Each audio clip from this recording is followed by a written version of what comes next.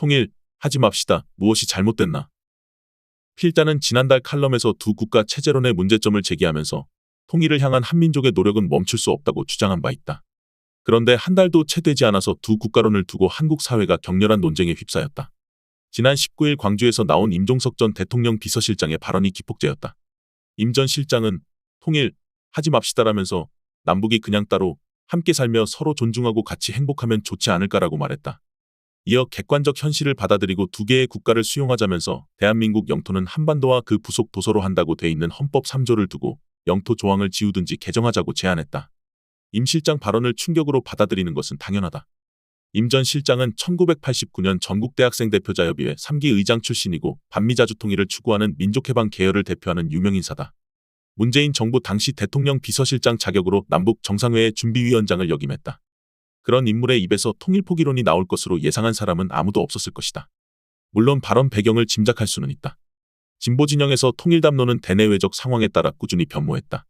특히 남과 북의 적대적 대치 국면 장기화로 통일이 현실적으로 어렵다는 인식이 확산하면서 통일 열망가들의 좌절감이 커졌고 어둠 속에서 대한 담론을 모색하는 불편함과 부담감이 적지 않다. 그런 맥락에서 2017년 문재인 정부가 출범하는 시점에서 진보 진영에서는 좋은 이유 논의가 화두로 등장한 적이 있다. 현실적으로 통일 전망이 부정적인 상황에서 통일을 해야 한다는 강박관념이 오히려 정책 운영에 부담으로 작용하는 만큼 당분간 평화적 공존에 집중하는 것이 좋고 남과 북이 좋은 이웃으로 살다 보면 통일의 기회가 올 수 있다는 주장이다. 김대중 전 대통령도 남과 북 모두 독립된 정권이고 조속한 통일보다는 평화공존과 평화교류가 중요하다고 여러 차례 강조했다. 그렇지만 평화를 강조하는 것은 흡수통일 의사가 없다는 맥락으로 해석됐고 통일을 포기하자는 의미는 아니었다는 점에서 임 전 실장 발언은 당혹스럽고 유감스럽기까지 하다. 이 사안의 본질이나 전략 또는 전술의 유불리, 시기나 정치 상황 등을 따져볼 때 득보다 실이 훨씬 많기 때문이다. 통일 포기는 본질적으로 1945년 분단결정 수용과 내용적으로 같다는 것이 문제다. 우리나라는 1910년 제국주의 일본에 의해 강제로 국권을 강탈당했고 국권 상실의 연장선에서 1945년 미국과 구소련 두 강대국 절충에 따라 분단됐다. 79년 전의 일이니 시간이 많이 흘렀다. 그러나 시간이 많이 흘렀다고 해서 외세 결정으로 나라가 분단됐다는 사실, 그리고 나라를 원래대로 하나로 만드는 것이 우리 민족과 국가의 지고지선의 목표라는 사실은 변하지 않는다.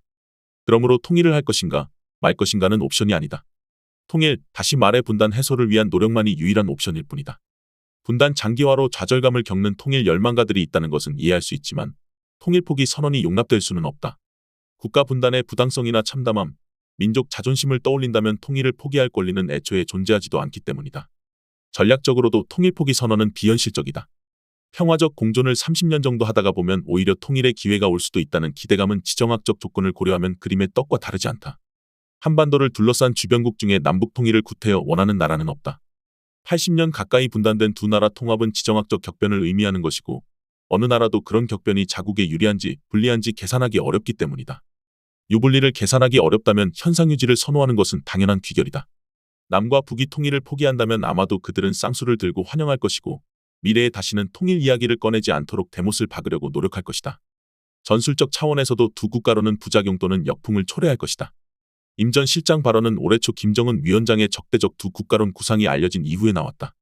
한국에서 대북 정책은 진보와 보수가 극단적으로 대립하는 사안이고 보수는 진보를 친북작용 세력이라는 프레임으로 공격하는 상황이다. 수식어로 사용된 적대적과 평화적 단어는 서로 다르지만 보수 진영은 김정은 위원장이 제기한 두 국가론을 동조하고 추종했다면서 정치적 공격 기회를 얻을 수 있다. 새로운 통일 담론을 주도하려고 화두를 던졌겠지만 실제로는 통일 담론에서 진보 진영의 입지를 좁히는 결과가 될 것이다. 시기적으로도 부적절하다. 최근 남북관계 악화는 2019년 2월 하노이 북미 정상회담 결렬에 이어 2022년 5월 윤석열 정부 출범과 직접적으로 관련이 있다. 북한이 하노이 회담 이후 남쪽 정부에 대한 좌절과 불쾌감을 노골적으로 표출했고 윤석열 정부의 대북 강경 정책에 맞서 더욱 강경한 대남 정책을 채택하면서 적대적 두 국가론이 생겨난 것이다. 그렇다면 효과적인 대응 방향은 대북 정책을 수정하고 미국을 설득하는 것이다. 그러나 윤석열 정부가 그렇게 할 가능성은 제로에 수렴한다. 그러므로 정권 교체만이 대북 정책을 수정할 수 있는 유일한 방법이 될 것이다. 현재 윤석열 정부는 출범 이후 열 손가락으로 셀 수도 없을 만큼 실정을 거듭하면서 국민의 공분을 사고 있는 만큼 정권 교체에 유리한 여건이 조성되는 상황이다. 이런 시점에서 국론 분열은 물론 진보 진영 내부도 분열시키는 불길한 화두를 던지는 것이 누구에게 유리한 것인가? 또한 통일 포기로는 헌법 제3조 영토조항 개정을 필요로 한다. 영토조항 폐지를 위한 헌법 개정 논의가 벌어진다면 누가 유리할 것인가? 헌법 개정을 둘러싸고 나라를 태워버릴 정도로 뜨거운 국론 분열을 경험할 것이고 윤석열 정부 실정을 거론하는 사람은 아무도 없을 것이다. 정치적으로도 통일 포기론을 감당할 수 있는 정치인은 대한민국에 존재하지 않는다.